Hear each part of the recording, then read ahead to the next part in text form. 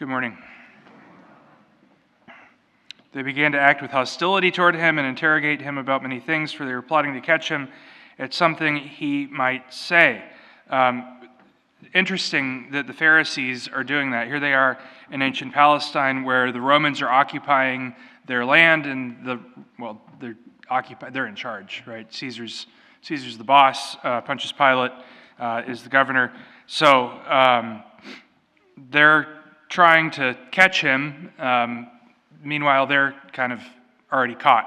So the Romans, while they were brilliant geniuses, they figured out how to bring clean water, from the mountains via the aqueducts, and how to heat it up and put it in baths so that they could be clean. They figured out all sorts of, nice, comfortable things. They had these beautiful buildings. You can still see ruins of them today. They had very interesting forms of entertainment in some of these buildings. And then this, just perfect, beautiful empire. Was it an empire and then a republic, or other way around? Yeah, empire, then they became a republic, and then what happened? They got really big, and then they just kind of collapsed.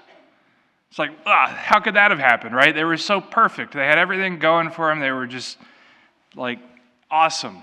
And then the barbarians came, right? Those dirty Gauls from up north of Italy, current day France.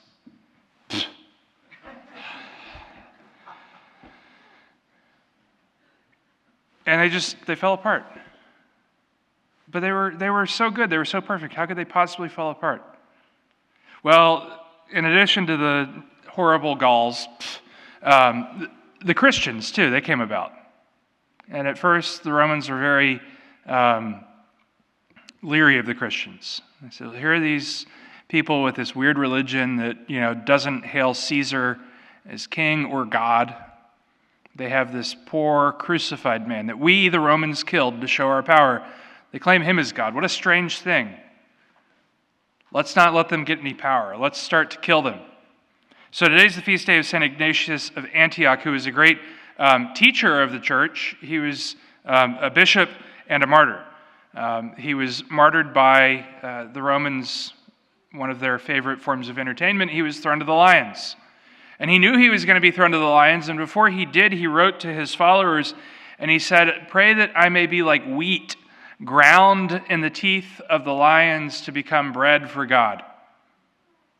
He knew what was coming, and he said, this is what I want. More than anything on earth, more than earthly riches, more than earthly success and prosperity, more than even earthly food, what I desire is to be martyred for the sake of Christ. Now, the Romans probably heard that. Modern man hears that and says, that's insane. That's insane. You can save yourself. Just renounce your faith. Just say, no, I believe in what the world says. I believe in what Rome says.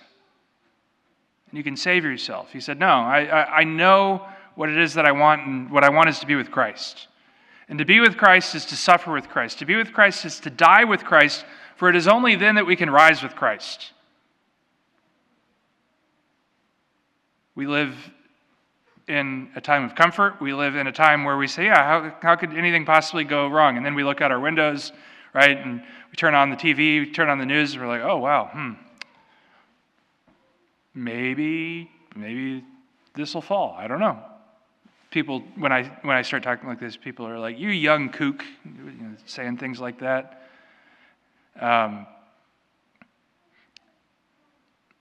But what is it that we live for? Do we live for prosperity, or do we live for heaven? That's the real prosperity.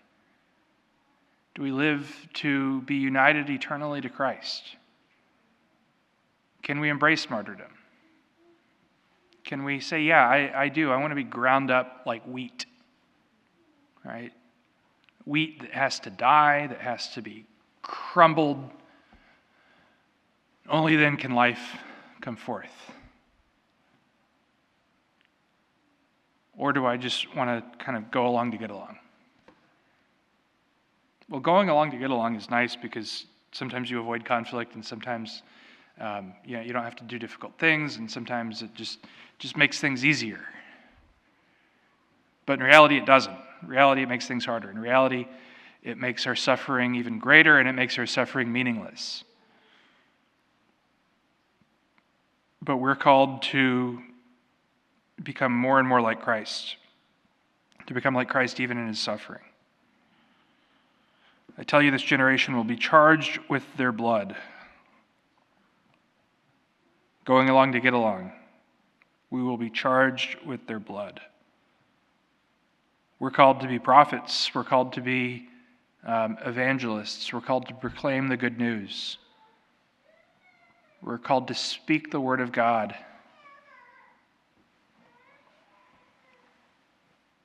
Can we recognize our call to that? Can we recognize, like the martyrs of the early church, like St. Ignatius, that we're called for much, much more than just what this world has to offer?